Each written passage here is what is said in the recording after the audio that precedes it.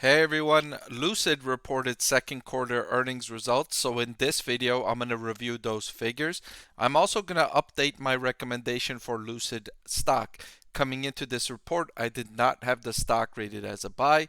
I had it rated as a hold. So you're going to want to tune in to see if I'm changing that recommendation. Let's start with revenue, which increased to 151 million.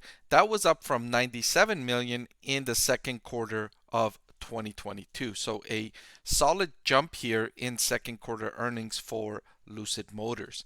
However, the net loss worsened to 764 million compared with 220 million at the same time last year. So Lucid really needs to ramp up production a lot more before it can start stemming those losses on the bottom line.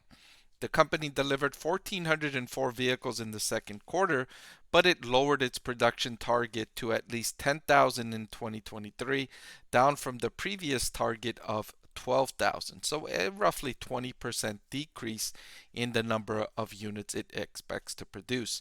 Management has said for several quarters now, production is not the difficulty, it's not the constraint. Customer demand is the area that Lucid needs to work on, because if there was enough customer demand, Lucid has the production capacity to meet that customer demand. So capacity is no longer the constraint.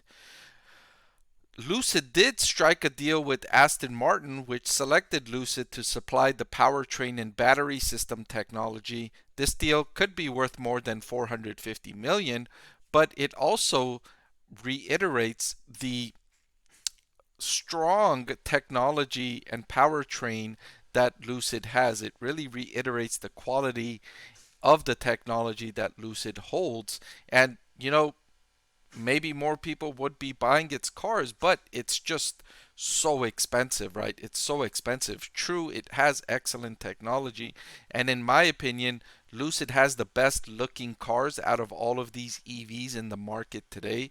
Lucid's cars are, to me, the best looking, and but they're just so expensive, right? But Lucid is helping the matter, right? They joined the price wars. They slashed prices on all of its models, but still their lowest priced model is still in the mid 80,000 price range, right? So it's still expensive even after the big price cuts Lucid announced, and it doesn't have a lower priced like entry level model, right? It's a luxury car, a luxury electric vehicle, and it's, one of the best models on the market. Is just so expensive. It's having a difficult time gaining traction with consumers. So let me give you this nice slide here from Lucid. Gives a nice update on all of its important categories here. Production value, we already talked about that, more than 10,000 units for 2023. The company has more than enough money to carry it through this year and next year. It got billions more injected in. So liquidity is not an issue for Lucid. It's got plenty of money lasting it at least into 2025. For this year, it plans to spend about $1.2 billion in capital expenditures, streamlining its production, ramping up output. And so for product, the Lucid Air Pure will be available in higher volumes in the second half of 2023. The Lucid Air Sapphire production will begin in the summer of 2023, and the Gravity SUV will begin production in late 2024. I think out of all of these, perhaps the SUV might be the one that gives it a boost in terms of customer demand. I know looking at Rivian, which is also a higher priced EV, they've got more demand for the R1S, which is their SUV, than they do for the R1T, which is their pickup truck.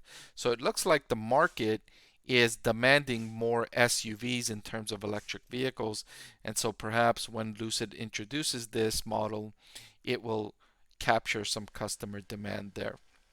But to update my recommendation for Lucid stock, I'm still not changing that recommendation. I still have it as a hold, closer to a sell rather than a buy.